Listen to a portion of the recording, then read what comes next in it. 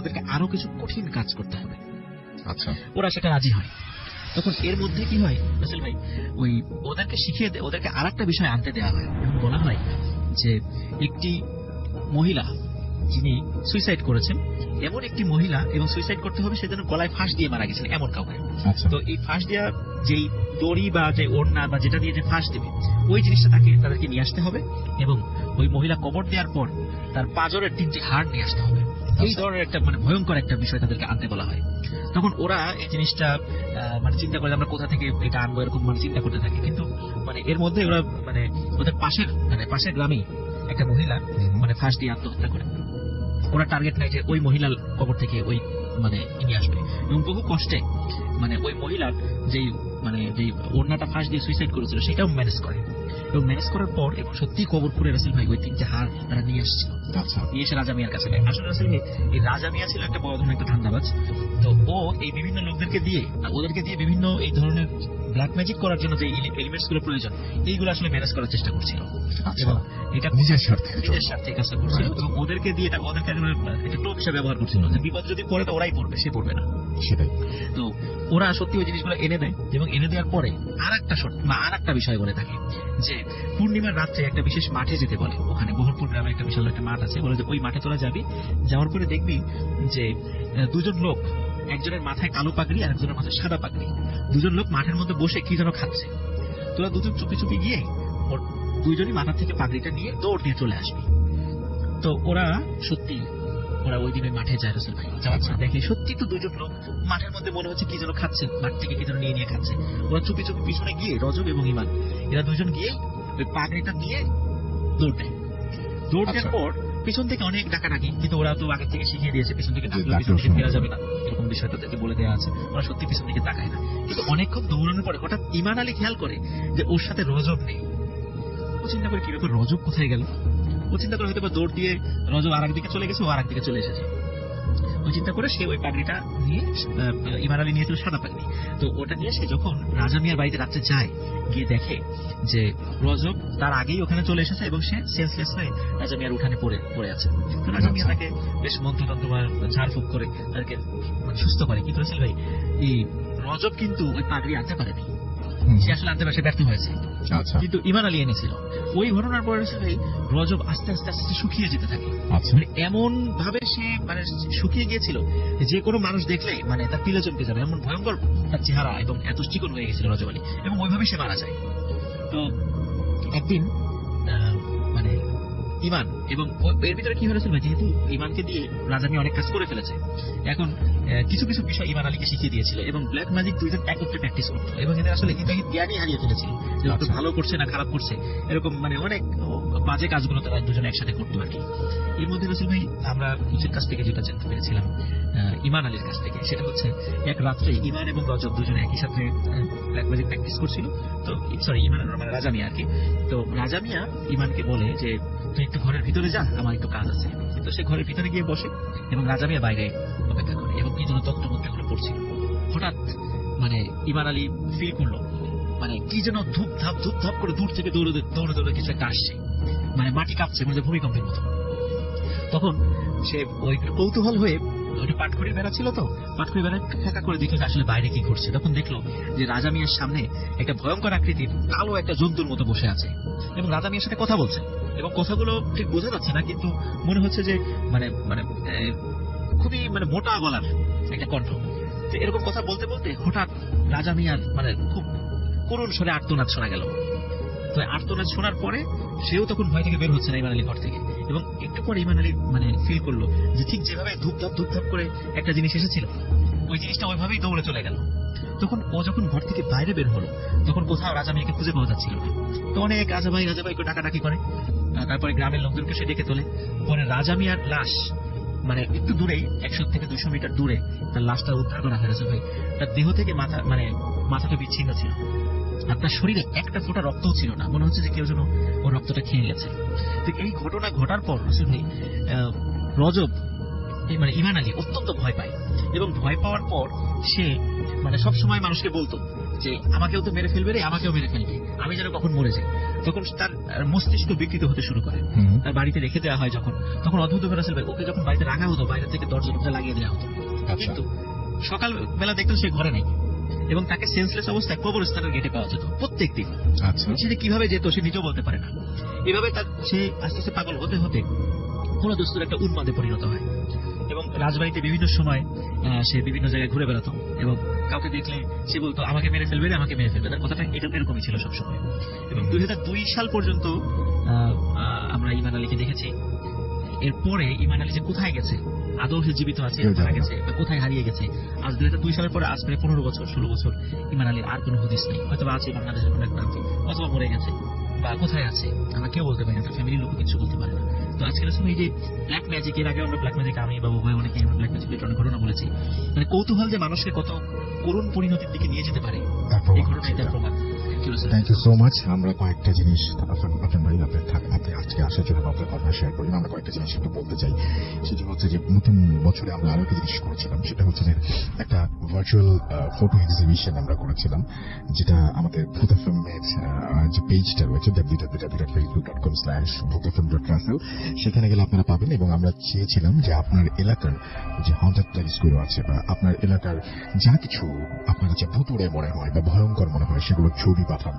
এবং আমাদের ভূত এফএম যারা শোনেন, এবং তারা অসংখ্য ছবি পাঠিয়েছেন, এবং এই ছবিগুলো একটার পর একটা সেখানে দেখতে পাবেন আপনারা। এবং সেই ছবিগুলো সম্পর্কে আমি একটা কথা বলবো, সেটা হচ্ছে যে একটু বর্ণনা লিখবেন যে এই ছবিগুলো আসলে কি বিষয়ে, বা আমরা তো ছবিটা দেখছি, কিন্তু এখানে কি ঘটনা।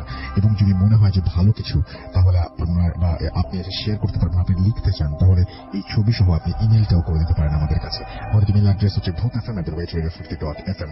ভার্চুয়াল ফটো এক্সিবিশনে আপনারা পার্টিসিপেট করুন, এবং যাদের ছবি বা যাদের প্লেসের যে সমস্ত প্লেসের ছবি দিবেন, সেই সমস্ত জায়গার ঘটনা যদি আমাদের ভালো লাগে, definitely will try to go there, and আশা করবো যে আপনারা পার্টিসিপেট করবেন। আরেকটা জিনিস, সেটা হচ্ছে যে ভূত এফএমের যে পেজটা রয়েছে, সেই পেজে আপনারা কমেন্ট করছেন, সেই কমেন্টগুলো আমি একটু পড়তে চাই। আমি আজকে সেকেন্ড আওয়ারে আরো একটা ইমেইল পড়বো, সেটাও খুব ভয়ঙ্কর, এবং আমি আপনাকে জানিয়ে দিলাম সেটা আগে থেকেই। হ্যাঁ রাসেল ভাই, আমি শেরপুর থেকে শুনছি, লিখেছেন এমডি মেহেদী হাসান রাফি। আরেকটা ব্যাপার, সেটা হচ্ছে যেহেতু ভূত এফএমের প্রথম শো এই বছরে, সুতরাং আমি চাই যে আপনাদের সাথে একটু কথা বলতে।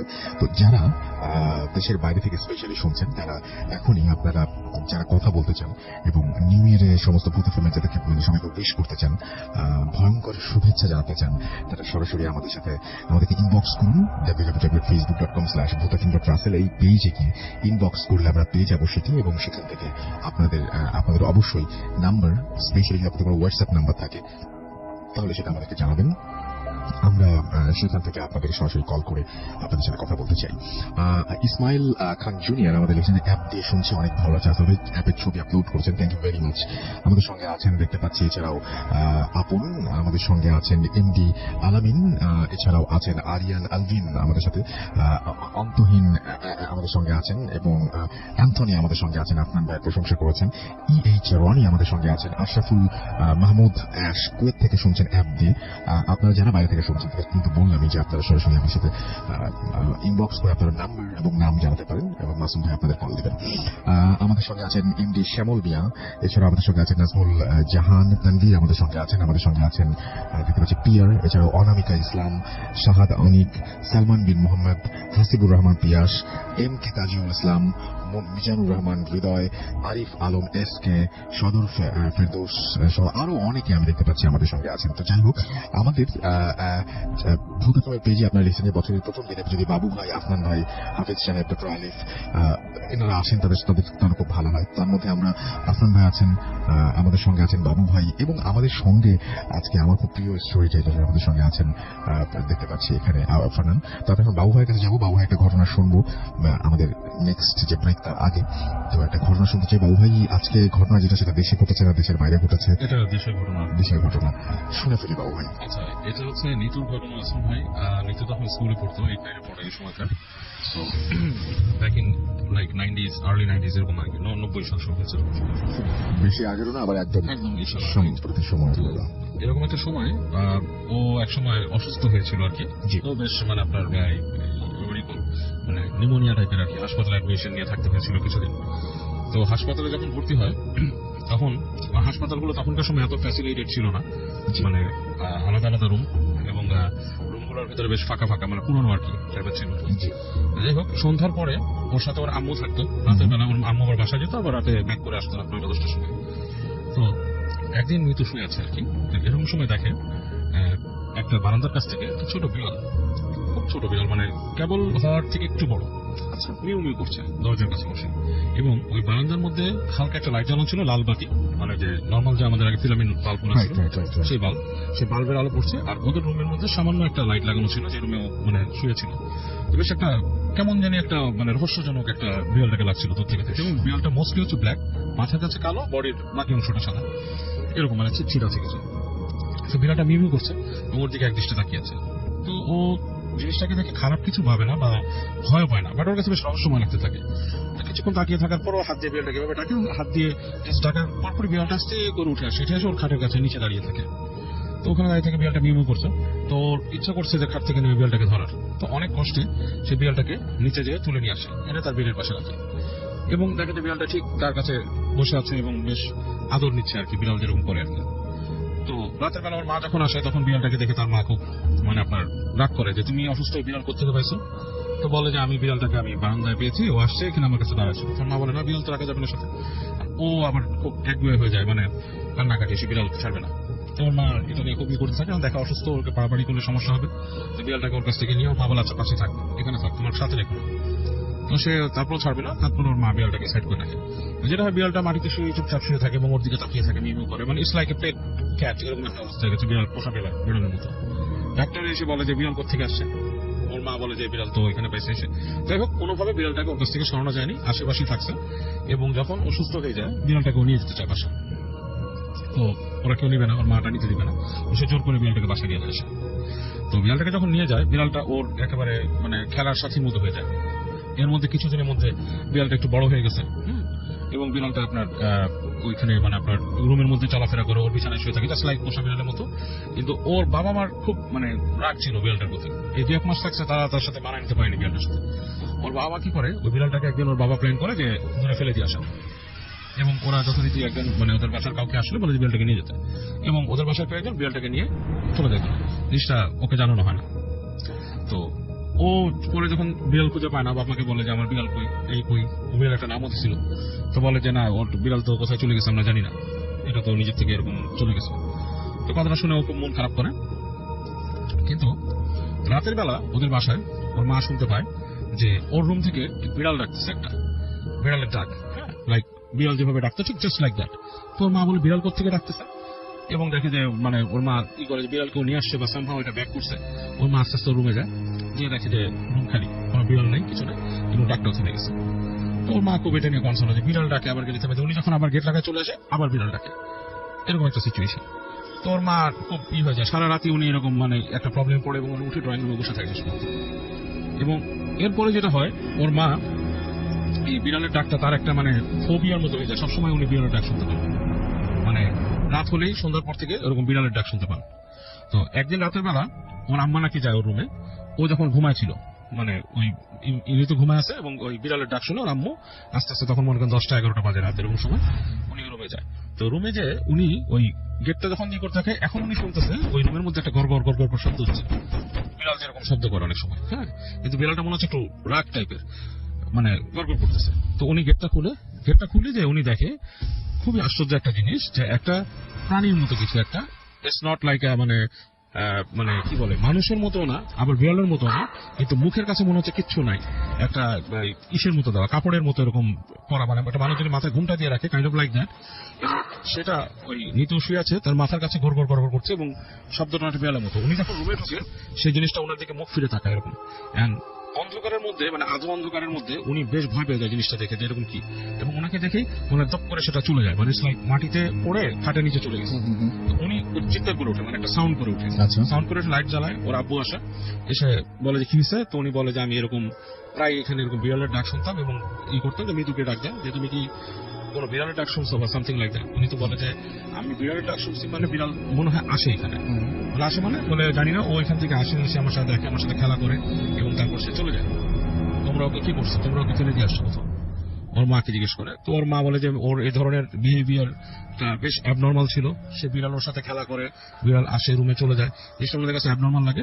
এবং ওর আচরণগুলো খুব একটা চেঞ্জ হতে থাকে, মানে সি স্টার্ট টু মানে বি লাইক আপনার এক্সেন্ট্রিক, মানে নিজের মতো হয়ে যায় সে। দেখা যাচ্ছে যে তার নিজের যে নর্মাল কাজগুলোও করে না। এবং ওর মা একজন ইসের সাথে কথা বলে যে আমার মেয়ের এরকম একটা বিড়াল পাইছিল, এরকম এরকম কাহিনী। এবং আজব কিছু কথা বলে যে রাত্রেবেলা ওর রুমের মধ্যে বিড়াল ডাকে এবং জিনিসটা খুব ভৌতিক কিছু এরকম ভাবে ওর মার মনে হয়। এবং কথা বলে একজন সাথে, তখন উনি বলে যে আপনার মেয়ের হয়তো কোনো কিছুর নজর লাগছে বা কিছু। এবং অনেক সময় দেখা যাচ্ছে এই ধরনের জিনিস এই পশু পাখির ফরম্যাটে এসে হাজির হয় আর কি। তো আপনি এক কাজ করেন, আপনার বাসাটা বন্ধ করে দেন, ওর ওই এটা বলে। তো এটা বলার পরে উনি হুজুরকে মানে বলেন যে আপনি যে প্রসিজার করেন আপনি করে দেন। আচ্ছা, তো ওই হুজুর এসে একদিন দিনের বেলা ওদের বাসার রুমের চারপাশে এরকম কিছু এরকম দোয়া লিখে বাসাটাকে বন্ধ করে দেন। তো যখন বন্ধ করে দেন, ওই দিন রাত্রে সন্ধ্যার পর থেকে রাসেল ভাই ওই বাসার আশপাশে মানে শুধু মনে হচ্ছে যে খুব মানে মানে রাগী বিড়াল যেরকম ঝগড়া করে সেরকম টাইপের গড় গড় গড় গড় বিড়াল একটা মানে খুবই মানে ভয়ঙ্কর টাইপের মানে লাগতে থাকে। এবং আশ্চর্যের ব্যাপার, বিড়ালের ডাকটা শুনতেছেন উনি, ওর মা এবং ওর বাবা, আর কেউ কিন্তু শোনে না। আর ও ওখান থেকে পাগলের মতো বলতেছে তোমরা কি করছো, তোমরা ওকে আসতে দিচ্ছ না কেন, মানে ওই নিতু ভিতর থেকে বলতেছে। তখন ওর বাবা মা ওর কাছে যায় বসে এবং রাত্রে ওরা লাইটটা মানে জ্বালায় রুমে শোয়। এবং কিন্তু ওদের মনে হচ্ছিল কেউ একজন এসে মানে ওই রুমের মধ্যে ঢুকবে এরকম। এবং বিড়াল মনে হয় মারামারি করতেছে ওখানে।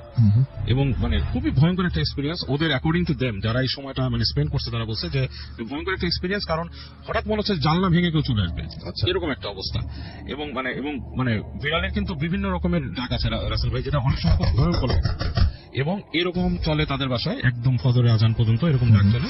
এবং দেখা যাচ্ছে নীতিও বেশ অ্যাগ্রেসিভ হয়ে যায় বিড়ালটার জন্য, যে মানে ও নিজেই বুঝতেছে না ও কি বলতেছে, যে মানে বিড়ালটার প্রতি আলাদা একটা ফ্যাসিনেশন, এরকম কিছু একটা ব্যাপার। এন্ড দেন ওই হুজুরকে আবার ডাকা হয়। ডাকার পরে ওর এসে বলে যে ওই হুজুর এসে বলে যে আপনার মেয়ের উপর প্রভাব খাটাইছে তো, এবং ওটা ওর কাছে ছিল, এটা সম্ভবত হাসপাতাল থেকে ওর আসছে কোন রকম পিশাচ এবং মানে জিন আর কি, যেটা আপনার এরকম করে, এবং ওকে ঝাড়ানোর দরকার। তো ওকে ওরা ঝাড়ানোর পরে এবং বলে যে আপনারা আপনার পারতপক্ষে বাসা থেকে চলে যান। বিড়ালটাকে কি করছিলেন তো জিজ্ঞেস করা হয়। তো যাকে দিয়ে পাঠানো হয়েছিল বিড়ালটা, সেটা হচ্ছে যে ওদের বাসায় একটা লোক আসতো, মানে যে কাজ করতো আর কি, ওই কাঠটাটের কাজ টাজ করতো আর কি, তার কাছে দেওয়া হয়েছিল। সে বলে যে বিড়ালটা কি করছিল, বলে যে আমি যে ওখানে কাজের মহিলার ছেলের কাছে দিয়েছিলাম, সে যে দূরে ফেলে দিয়ে আসছিল। তো পরে কাজের মেয়ে ছেলেকে ডাকা হয়, বিড়ালটা কোথায় ফেলছিল। সে বলে যে এখান থেকে মানে আমাদের বাসার থেকে দূরে ওখানে নদী ছিল তখন, এখন আছে মনে হয় যে আপনার এই ইসের দিকে, যেটা নাকি হাজারিবাগটা ছাড়া যে জায়গাটা। তো বলে যে নদীর কাছে নিয়ে বিড়ালটাকে ছেড়েছে। তারপর কি মানে কাজের ছেলেকে দিচ্ছে ওখানে যে ছেড়ে দিছে। তো বলে কি আশ্চর্য ব্যাপার, বিড়ালটাকে যখন ছাড়ছে সে নাকি মানে বের হয়ে একটা লাফ দিয়ে পানিতে পড়ছে এবং পানির তলে চলে গেছে, সে মানে ডুব দিয়ে পানির তলে চলে গেছে। এবং এবং ওই ছেলেটার যে বিড়ালটাকে ছাড়ছিল তার নাকি অনেক জ্বর আসছিল। এবং সে এমন ভয় পেয়েছিল ওই ছেলেটা, এবং সে এমন ভয় পেয়েছিল যে সে আর ওই মানে ধারে কাছে কতদিন ওই বাসার এখান থেকে আসে নাই। এবং ওই ছেলে নাকি অনেক ভয় পাইতো, এবং রাতের বেলা কি জানি ওর কাছে আসতো এরকম, মানে বলছে যে লম্বা টাইপের মুখ নিয়ে এসে ওকে ভয় দেখাইতো। সো ওই নিতুরা ফাইনালি আর কি, যে ওখান থেকে মানে নিতু চলে যায় আর কি, অন্য জায়গায় ওরা বাসায় ভাড়া নিয়ে থাকে আর কি, ওখানে থাকে না। এবং মানে কারণ বাবা মা চায় না যে ছেলে মেয়ের কোনো ধরনের অনিষ্ট হোক বা something like that. Thank you so much. আমরা একটা ছোট্ট বিরতিতে যাব এবং বিরতির পরে আবারও ফিরে আসবো। আশা করছি সেই পর্যন্ত আমাদের সঙ্গেই থাকবেন। স্টে টিউনড রেডিও ফুর্তি, এইট এফএম এন্ড ফুর্তি। Booth FM, the night comes alive with Gramophone.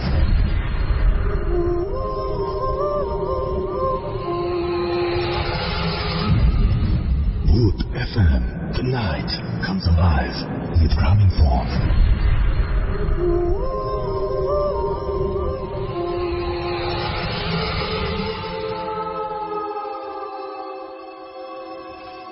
Welcome back. শুনছেন সবসময় রেডিও ফুর্তি, এইট এফএম। আমি রাস্তার সাথে night comes live with Grameenphone. আমরা দেখতে পাচ্ছি যে অনেকে আমাদের সাথে রেডিও ফুর্তি যে পেজ আছে সেখানে অনেকে লিখছেন যে রাসেল ভাই আজকে একটু বেশি ভয় লাগছে। এমডি আবু হাসান, এমডি মোকাররম এটা লিখেছেন। আবু হাসিম আমাদের সঙ্গে আছেন, তার কাছেও ভালো লাগছে, তিনি তাই জানিয়েছেন। আমাদের সঙ্গে আছেন মোহাইমিনুর রহমান 21 সহ আরো অনেকে। দেখতে পাচ্ছি আমাদের সঙ্গে আছেন এই মুহূর্তে তামিমুল পাশা, আমাদের সঙ্গে আছেন দেখতে পাচ্ছি AKL লস্কর, এছাড়া আমাদের সঙ্গে আছেন দেখতে পাচ্ছি শাকিল আছেন, দেখতে পাচ্ছি তিনি অ্যাপ দিয়ে শুনছেন, অ্যাপের ছবি আপলোড করেছেন। আমাদের সঙ্গে আছেন দেখতে পাচ্ছি সাদমান মুন্সি, এবং আমাদের সঙ্গে আছেন দেখতে পাচ্ছি গোলাম কিবরিয়া, এছাড়াও নজরুল ইসলাম প্রান্ত, আমাদের সঙ্গে আছেন শিশির, আমাদের সঙ্গে আছেন বাপ্পি আহমেদ, আমাদের সঙ্গে আছেন আরো অনেকে। আমি এখন এই মুহূর্তে যেটা করবো সেটা হচ্ছে সরাসরি চলে যাব আজকে এখন এই মুহূর্তে আপনার কাছে, আপনার ভাইয়ের কাছে না, এখন চলে যাবো আমরা হচ্ছে ফার্নানের কাছে। এবং ফার্নান তার যে ঘটনাটা, আপনারা সবাই মেডিকেল ঘটনা অনেক পছন্দ করেন, তো এই ঘটনাটি মেডিকেল নিয়েই। চলুন আমরা এই ঘটনাটি শুনে আসি সরাসরি আমরা ফার্নানের কাছ থেকে। যে সবাইকে নতুন বছরের অনেক শুভেচ্ছা। আমি ফার্নান পুরান ঢাকা থেকে এসেছি, আর আজকে যে ঘটনাটা শেয়ার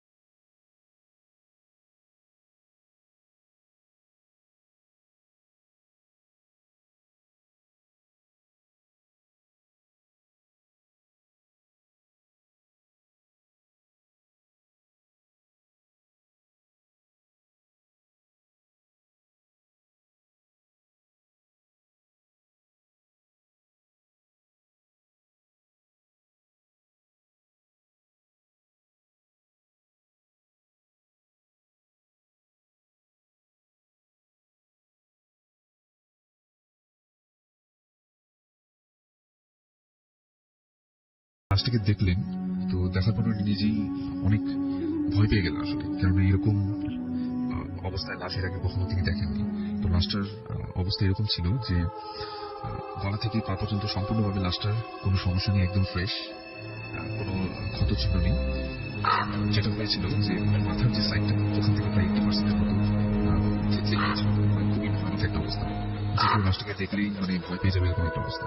ইভেন সে নিজে এত দিন ধরে পোস্টমর্টম করছিল, কিন্তু এইরকম অবস্থার লাশ সে কখনই দেখেনি। তো উনি যেটা করলেন যে যেহেতু সেই রাতের মধ্যেই, রাত 10টার মধ্যেই নাকি পোস্টমর্টমের রিপোর্ট পাঠাতে হবে পুলিশ স্টেশনে, সেই জন্য উনি যেটা করলেন যে সে রাতেই পোস্টমর্টমের কাজটা সেরে ফেললেন। তো উনি যখন পোস্টমর্টম করছিলেন তখন যেটা হয় যে ওনার সাথে যে একজন ডক্টর ছিল, উনি যখন করছিলেন তখন ওনার কাছে মনে হচ্ছিল যে লাশটার হাত পা হঠাৎ করে নড়ে চড়ে উঠতেছে, এরকম এখন পর্যন্ত লাশটাতে মনে হচ্ছে লাইফ আছে। তো উনি তখন মনে হচ্ছে লাইফ আছে, হ্যাঁ, হাত পা নড়তেছে, এরকম হঠাৎ করে ওনার কাছে বারবার মনে হচ্ছিল। এবং উনি এনশিওর হওয়ার জন্য তার সাথে যে ডক্টরটা ছিলেন তাকেও জিজ্ঞেস করছিলেন যে তুমি কি এরকম কিছু দেখেছো? সেও বললো যে হ্যাঁ, আমার কাছেও মনে হচ্ছিল যে হঠাৎ করে হাত পা নড়ে উঠছে লাশটার। তো তারপরে ওনারা পোস্টমর্টম করে, এবং পোস্টমর্টম করার সময় উনি যেটা করেন যে লাশটার পায়ের কাছ থেকে বেশ কিছু মাংস নিয়ে ওনার ফেসটাতে সার্জারির মতো একটা করে নেন, যাতে লাশটাকে এরপরে নেক্সট টাইম কেউ দেখলে যাতে ভয় পেয়ে না। লাশটার অবস্থা এতই খারাপ ছিল যে এটাকে যে কেউ দেখবে তার মনে এটা একটা প্রতিচ্ছবি থেকে যাবে এবং সে ভয় পাবে। এই জন্য সে কিছু তার কাছ থেকে কিছু মাংস নিয়ে তার মাথায় বা লাশটার মাথায় ফেসের এখানে কিছু সার্জারির মতো করলেন, যাতে লাশটাকে একটু মোটামুটি দেখার যোগ্য মনে হয়। আচ্ছা, তো তারপর উনি লাশটাকে কাজ শেষ করে উনি তখন বাজে রাত 10টা, উনি ওনার বাসায় যাবেন। ওনার বাসা ছিল সেই গ্রামের একটু ভিতরে, ওনাদের হাসপাতালটা থেকে প্রায় 5 মাইলের মতো পথ তাকে যেতে হবে। নর্মালি হাসপাতাল থেকে বের হয়ে দেখলেন যে বাইরে প্রচুর ঠান্ডা, প্রচন্ড কুয়াশা, আশেপাশে ছোট যে টং দোকানগুলো সবগুলো একদম বন্ধ হয়ে গেছে, কোনো রিক্সাও পাওয়া যাচ্ছে না। এই এলাকায় কিছু কিছু রিক্সা যেগুলো ব্যাটারি চালিত রিক্সা, সেই রাত্রে কোনো কিছুই ছিল না। সে একটা সময় তার মনে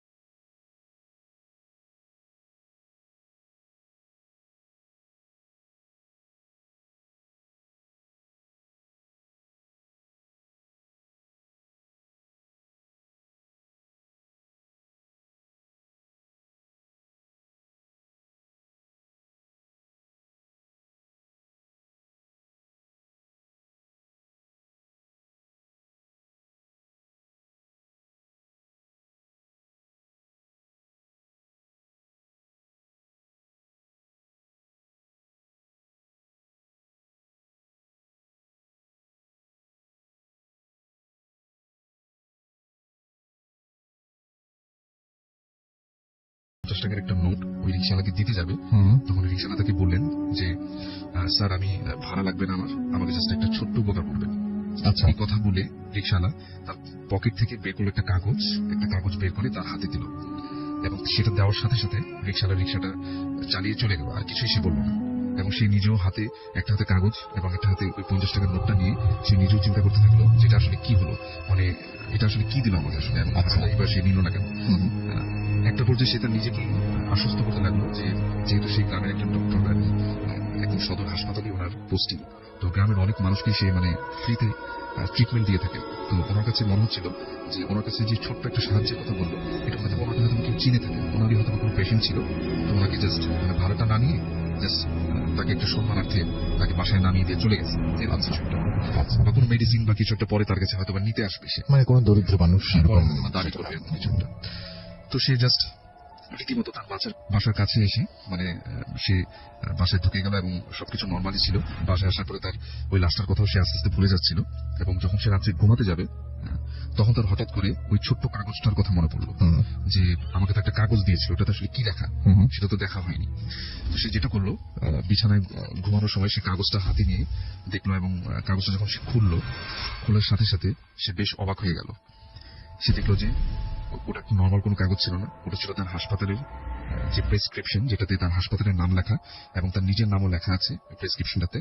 এবং ওই প্রেসক্রিপশনটাই তাকে ওই রিক্সাওয়ালাটা দিয়েছে, এবং প্রেসক্রিপশনের মাঝখানে লেখা ছিল যে আমাকে আর কষ্ট দিবেন না, আমাকে কাল সকালের মধ্যেই কবর দেওয়ার ব্যবস্থা করেন। জাস্ট এই কথাটুকু লেখা ছিল। আচ্ছা। তখন এই কথাটা পড়ে মানে সে মানে একদম যেটা বলবো যে একদম ঠান্ডা হয়ে গেল, যেটা কি লেখা আসলে, এবং এটা আসলে কে, মানে ওই লোকটা কি ছিল আসলে, এবং তাকেই বা কেন কাগজটা দিতে আসলো।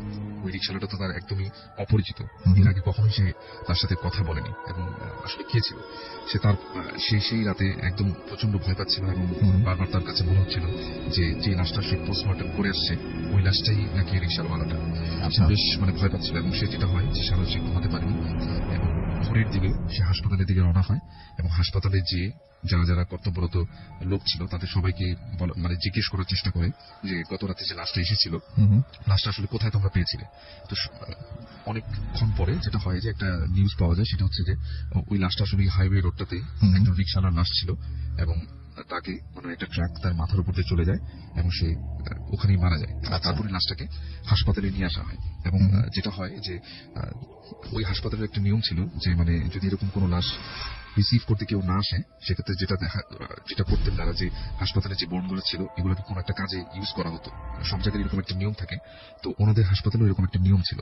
এবং উনি যেটা করলেন যে সকালের দিকে প্রায় একদম দুপুর পর্যন্ত চেষ্টা করলেন যে লাশটার ভালো মতো খোঁজ খবর নেওয়ার, কিন্তু কোনো লোকই মানে ওই লাশটাকে নিতে আসলো না। তো উনি তখন যেটা চিন্তা করলেন, যেহেতু তার কাছে একজন রাত্রে এরকম একটা রিকোয়েস্ট করেছিল যে আমাকে ছোট্ট একটা উপকার করবেন, এবং সে যেটা চিন্তা করলো যে লাশটাকে আর সেই মর্গে না রেখে লাশটাকে একদম বেওয়ারিশ হিসেবে দাফনের ব্যবস্থা সে করে দিল। লাশটা জানাজাও পড়ানো হলো, এবং লাশটাকে দাফনের ব্যবস্থা করে দেওয়া হলো। থ্যাংক ইউ সো মাচ, আপনাকে অনেক ধন্যবাদ। আপনার বলছি আবার নাম, দুজনের নাম খুব কাছাকাছি। আচ্ছা, আমরা একটা ছোট্ট বিরতিতে যাবো, এবং বিরতির পরে আমরা আবার ফিরে আসবো। সেই পর্যন্ত আশা করছি আমাদের সঙ্গে থাকবেন। Stay tuned to Radio 40 80 FM and 240. Booth FM. The night comes alive with Graminphone.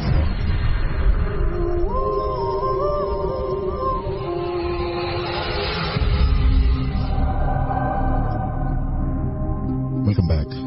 The night comes alive with Graminphone. শুনছেন সবসময় Radio 40 80 FM। আমি রাস্তায় আছি, সাথে আমার সাথে রয়েছে মাসুদ ভাই। আজকে আপনাদের সবাইকে আরো একবার স্বাগত জানাচ্ছি Booth FM, এবং আর কিছুক্ষণের মধ্যে আরো একটা ইমেইল পড়বো। তার আগে আমরা আপনাদের কিছু মেসেজ পড়ে ফেলতে চাই, এবং দেখতে পাচ্ছি যে আমাদের আঞ্জুম ইসলামিয়া লিখছেন যে তিনি আমাদের শুনছেন, আমাদের সঙ্গে আছে দেখতে পাচ্ছি। এছাড়াও জাকির হুসাইন, এমডি নবীর ইসলাম, শাহজাহাল রিসান জুনুন, আরফা আমাদের সঙ্গে আছেন। আমাদের সঙ্গে আছেন অনিন্দ দে, আমাদের সঙ্গে আছেন দেখতে পাচ্ছি। এছাড়াও শিকদার আমাদের সঙ্গে আছেন, শাহাদ অনিক, এমডি ইমন, আরিয়ান জাহিদ আমাদের আমাদের সঙ্গে আছেন এমডি আরিফ হোসাইন, আমাদের সঙ্গে আছেন তৃষা চৌধুরী, এছাড়াও আছেন দেখতে পাচ্ছেন, এবং তিনি সাথে আছেন শুনছেন ফ্যামিলির সবাইকে নিয়ে। Thank you so much.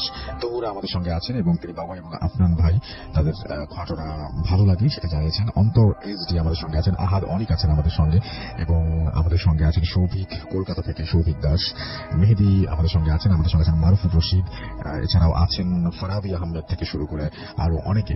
তো যাই হোক, আমি যেটা করবো এখন সেটা হচ্ছে সরাসরি বাবু ভাইয়ের ঘটনায় চলে যাব, তারপরে আবার ফিরে আসবো আপনাদের কাছে। সেই পর্যন্ত আমার সঙ্গেই থাকুন।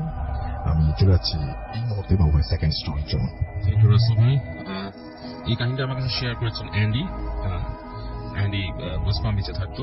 আচ্ছা, এখন কোথা থেকে আমি জানি না। So, অ্যান্ডির দাদার ঘটনা অনেক পুরোনো দিনের।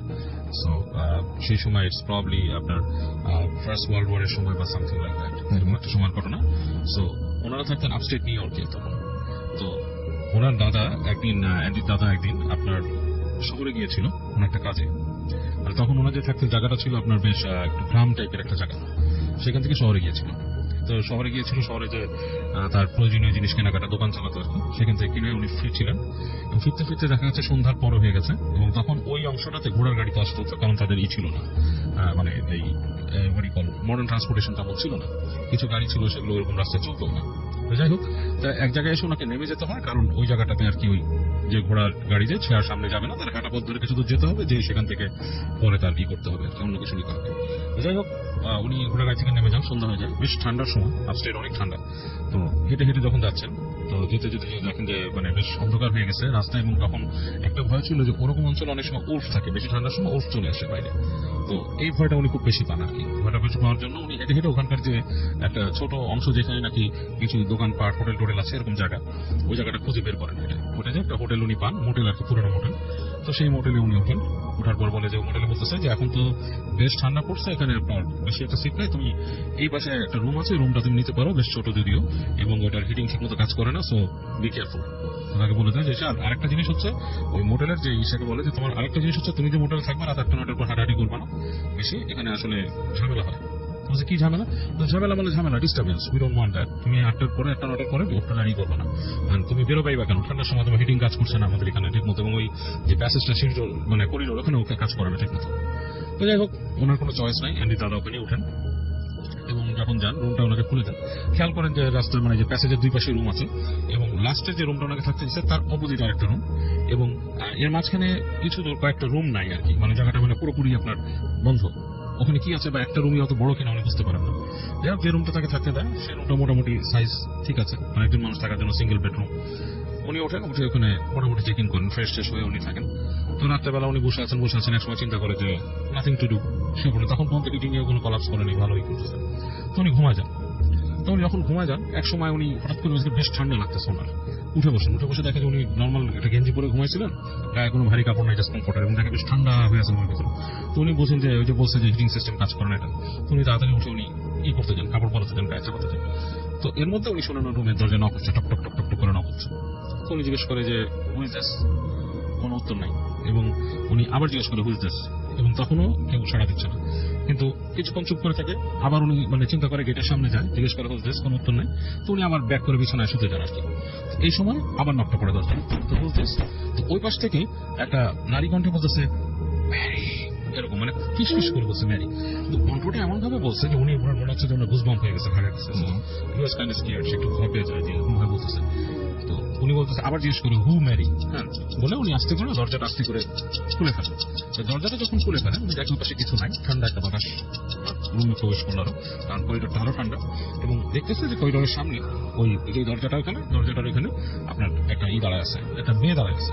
আর মেয়েটা যে দাঁড়ায় আছে দরজাটা খুলে, সে কিন্তু পুরো দেখতে পাচ্ছে না, কৃষ্ণাঙ্গ মেয়ে, মানে একজন ব্ল্যাক মেয়ে দাঁড়ায় আছে, মানে চেহারাটা ভালো দেখা যাচ্ছে না। তো উনি জিজ্ঞেস করতেছে যে তুমি কি আমার দরজা নক করছিলে একটা? তো বলতেছে ইয়েস। বলে কি? বলে কি আমি ভয় পাচ্ছি। কেন? বলে কি ওরা আমাকে ধরে নিয়ে যেতে আসবে। কে তোমাকে ধরে নিয়ে যেতে আসবে? Who's gonna come to get you. তো বলতেছে ওরা আসবে, হ্যাঁ আমি ভয় পাচ্ছি।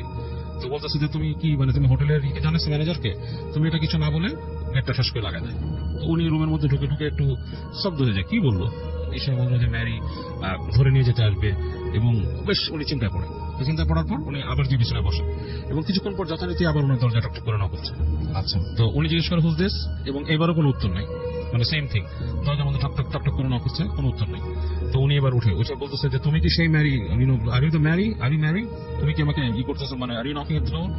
তো ওই পাশ থেকে আবার বলছে ম্যারি। তো উনি এবার গেট করছে, এবার দেখে ওনার দরজাতেই দাঁড়ায় আছে কৃষ্ণাঙ্গ মেয়েটা। সে বলছে আমি ভয় পাচ্ছি, আমাকে ধরে নিয়ে যেতে পারবে। তখন উনি রাগ করে উঠছে, রাগ করে উঠে বলছে যে তুমি কে, আমি চিনি না, তুমি আমার রুমে দরজা নক করতেছো রাতের বেলা, হোয়াটস গোয়িং অন, আমার কি কোনো প্রবলেম আছে? তাহলে তুমি এক কাজ করো, হোটেলের দিকে রাখো, আমি রাখতেছি রিসেপশন পেয়ে, মানে তাহলে তোমার কি প্রবলেম আছে, অথবা ইউ ক্যান টেল মি প্রবলেমটা কি। এরপরে উনি ঘুরে যায় ওখানে যে একটা বেলের মতো ছিল, সুইচের মতো চাপ দেয়। তো চাপ দিতে যায়, তাকায় ফিরে তাকায় দেখে যে মেয়েটা নাই দরজা। তো মেয়েটা দরজা নেয়, উনি বলে কি ব্যাপার, কোথায় গেল? সো হি গট কিউরিয়াস, উনি এমন ভাবে যে আমি কি মানে এমন কিছু দেখলাম যে মানে কাউকে অফেন্ডেড করে ফেললাম, বা মেয়েটা আসলে প্রবলেমে ছিল। উনি নিজের রুমে দরজা খুলে উনি হাঁটে, দেখে যে ওই প্যাসেজটার মধ্যে লাইট নেই, অন্ধকার হয়ে আছে। আচ্ছা আর সামনের যে রুমটা, সেটার দরজা একটু খোলা। তো উনি করে কি আস্তে আস্তে যায় যে ওই রুমে ঢুকে উনি দেখে অন্ধকার, মানে ওই রুমের ভিতরে দেখা যাচ্ছে না, মানে জমাট বাঁধা অন্ধকার টাইপের। তো উনি আবার ফিরে আসে রুমে এসে খুঁজে দেখে কিছু পায় না। ওনার নিজের ব্যাগ ঘাটে, যে ওনার যে একটা লাইট ছিল ওই সময়কার, এরকম বড় লাইট পাওয়া যেত রাস্তায়, সেই লাইটটা খুঁজে উনি বের করে পত্তলাদের ওইটা নিয়ে আসে। এসে উনি রুমের দরজার মধ্যে লাইটটা জ্বালায়। লাইট জ্বালায় হয় কি, উনি যেটা দেখে, মানে এটা মানে ভেরি মানে একটা ডেঞ্জারাস থিং ওনার জন্য, যে মেয়েটাকে দেখছে ওই মেয়েটা দড়ি থেকে ঝুলে আসে, লাইক গলায় দড়ি নেওয়া টাইপের, এরকম ঝুলে আসে, এবং ওনাকে দেখে ঠেস করে চোখ মেলে মেয়েটা, আচ্ছা ফট করে চোখ খুলে ফেলে। এটা দেখে উনি মানে লাইটটা ফেলে দিয়ে লাফ দিয়ে বের হয়ে আসে রুম থেকে। বের হয়ে আসে উনি খুবই ভয় পায়, করিডোর থেকে দৌড়ে যায়, নিচে যে ম্যানেজার এসে চিৎকার চেঁচামেচি শুরু করে। ম্যানেজার ঘুমাইছিল, ম্যানেজার উঠে আসে, এসে বলে কি হয়েছে, বলে আমাকে তোমরা কোথায় রাখছো, এখানে একটা মেয়ে আত্মহত্যা করছে, এসে তোমরা কে কোয়াইট বলে ওকে চুপ করে, বলে কি কোয়াইট বলে নিয়ে আসে, হাত ধরে নিয়ে আসে উপরে। এসে করিডোরে দেখে ঠিকই লাইট জ্বলতেছে, এবং ওই যে রুমটা, ওই রুমটা বন্ধ, এবং ওনার যে বাতিটা পড়ে আছে সেটা দরজার সামনে পড়া, ওনার লাইটটা পড়া, এটা বন্ধ, ওই রুম বন্ধ। বলতেছে এই রুমে কেউ থাকে না, তুমি কেন বেরিয়েছো? বলে কি আমার এখানে নক করছে। বলে কি তোমার রুমে যে নক করছে তুমি কেন বেরোলে? You should not have come out, তোমাকে বলা হয়েছে না রাত্রে বেলা বেরোতে না? বলতে তোমরা এখানে জ্যান্ত লাশ রেখে দিছো, এইখানে মানুষ ফাঁসি দিয়েছে, এখানে কেউ আসে, চিল্লাচিল্লি শুরু করছে। তখন ম্যানেজার থেকে ডেকে বসেছে, ডকায় বলে তুমি একটু বসো। বসে ম্যানেজার বেল চাপ দিয়ে আরেকজন ক্যান্সার রুমকে সে আসছে, এসে বলছে যে তুমি চাবি নিয়ে আসো সামনে রুমে। সো ওই লোক চাবি নিয়ে আসছে, আসার পর ওনাকে নিয়ে গেছে যে ওই রুমটা খুলছে, খুলে দেখি যে রুমটার মধ্যে কিছুই নেই, লাইট মারে, রুমটা পুরো অন্ধকার, আসবাবপত্র আছে সব কিছুই নেই। বলছে যে ইজ ইট পসিবল যে কাউকে নিয়ে ঝুলে রাখলে তুমি যতটুকু টাইম আসছো লাশটাকে সরায় নাও? বলে নো। তখন বলতেছে যে এখানে একটা অকারেন্স ঘটছিল অনেকদিন আগে, এবং সেই অকারেন্সটা প্রায় মানুষ এরকম কিছু একটা দেখে। ম্যারি নামে একটা মেয়ে এখানে বাসা থেকে পলায় আসছিল, এবং সে এখানে থাকে, এবং রাতের বেলা সে গলায় দড়ি নেয়। আচ্ছা হ্যাঁ, সে ফাঁসি নিয়ে মারা যায়, এবং অনেকেই এখানে এটা দেখে, এবং এই জন্য তোমাকে বলা হয়েছে রাত্রেবেলা এখানে বেরোতে না। এবং অনেক জায়গায় হোটেলে সেট আপ করা থাকে এরকম জিনিস, আমাদের এখানে সেট আপ কিছুই নাই। এবং দ্যাট ওয়াজ ওল্ড ডেজ, মানে ওই সময় কিন্তু এরকম সেট আপ ওইভাবে হতো না, হ্যাঁ, এখন যেমন বাণিজ্যিক ভাবে এগুলো হয়ে গেছে। তো বলে যে তোমাকে এর জন্য মানা করেছিল বেরোতে না। উনি বলে আমি রুমে থাকবো না, আমি তোমাদের লবিতে বসে থাকবো, আমি তাও রুমে থাকবো। তো যাক, ওনাকে রুমে নিয়ে আসে, লবিতে উনি রাত কাটায়, সকালবেলা উনি বের হয়ে চলে আসে। এটা ওনার একটা এক্সপিরিয়েন্স ছিল। But related to this, by saying this আসলে আমি বলতে চাই, এই যে কারিনের ব্যাপারটা আমি বলি, হ্যাঁ, this is all linked up. মানুষ কিন্তু সে ম্যারিকে বা কাউকে দেখে না, যেটা হয় যে ও যে মারা গেছে, ওর সাথে যে কারিন যে আছে সে ওখানেই রয়ে গেছে, এবং সে কিন্তু মানুষকে বারবার দেখা দিচ্ছে, রিকল করাচ্ছে জিনিসটা। এবং কারিনের মূল পারপাসটাই হচ্ছে বারবার দেখানো যে দিস, মানে এই আত্মাটা এক্সিস্ট করে, এই আত্মাটা এখানে এসে দেখাচ্ছে, এটাই তার পারপাস, এবং সে ভয় রাখে মানুষকে। আচ্ছা, এরকম একটা ছোট ইনসিডেন্স আমি বলতে চাই আসলে, যদি একটু সময় দেন। দ্যাট ওয়াজ উইথ, আমি তখন ফার্নানকে নিয়ে সিলেট গিয়েছিলাম কয়েক বছর আগে। ফার্নান কয়েক বছর আগে, 2015 ফার্নানকে নিয়ে গেছিলাম। তো তখন আমরা ওখানে যে হোটেলে উঠি, রাসেলকে, হোটেলটার নামটা আমি কিছু বলবো না, পুরাতন হোটেল, অনেক পুরানো হোটেল, এবং মানে বেশ মোটামুটি ওখানে ভালো মানুষই উঠতে বোঝা যায়। উঠে নিয়ে আমাদেরকে ওই হোটেল হল একটা রুম দেয়, যথারীতি ওরকম ভেতরে উপর উঠায় নিয়ে একটা জায়গায় রুম দেয়। এবং রুমটা উঠেই কেন জানি আমার কাছে একটু মানে খটকা লাগতে থাকে, রাসেল হোটেলটার রুমটা কেমন জানি মনে হয় বেশি পুরানো, মানে আমার নিজের কাছে অস্বস্তি লাগতে থাকে।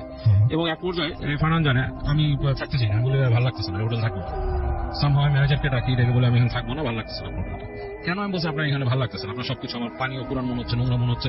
বাট অ্যাকচুয়ালি ওটা ওরকম নোংরা ছিল না, বাট সামহাও আমার কাছে কেন জানি এটা মানে লিভেবল মনে হচ্ছিল না।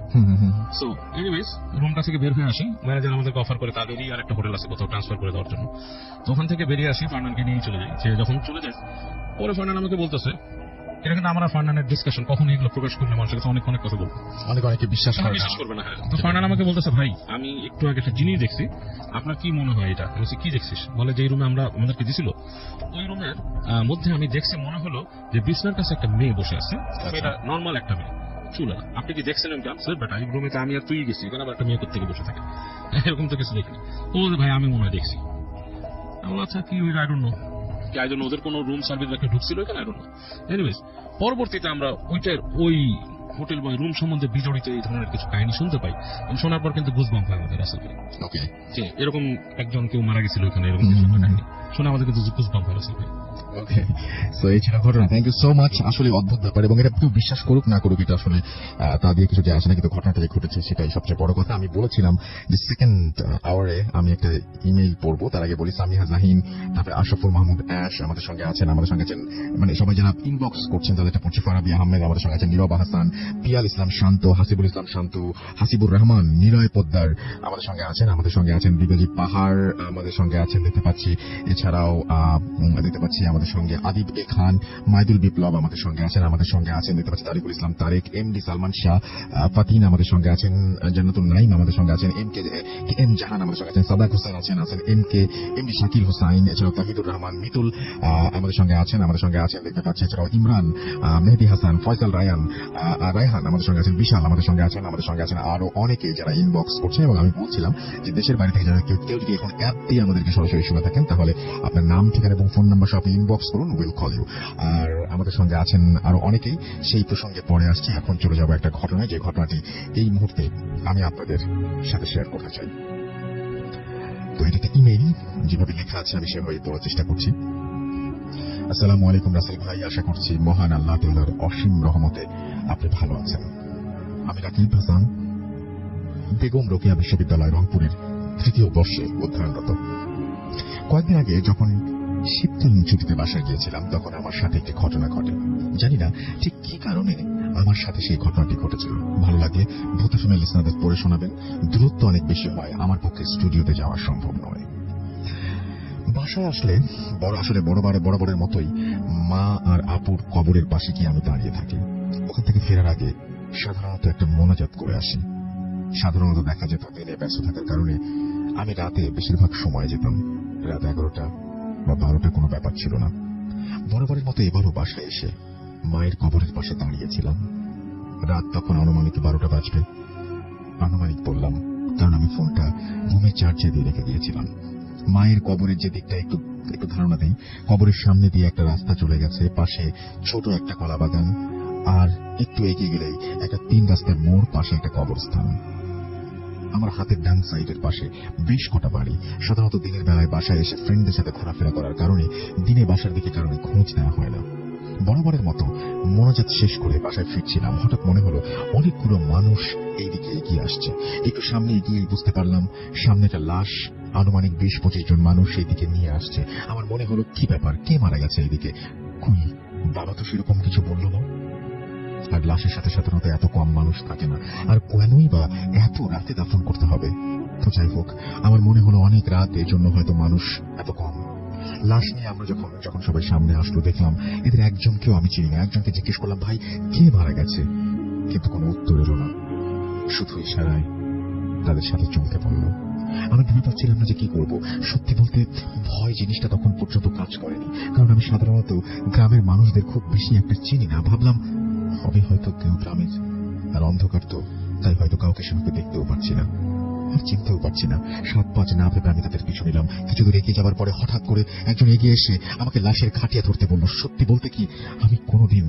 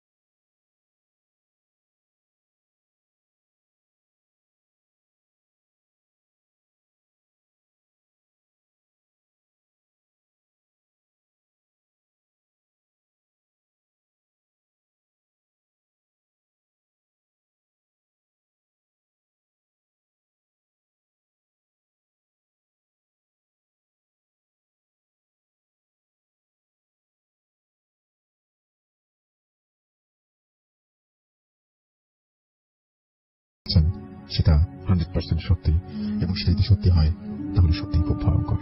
আমরা চলে যাবো একটা ছোট্ট বিরতির পরে আবারও ফিরে আসবো। সেই পর্যন্ত আমাদের সঙ্গে থাকবেন, কারণ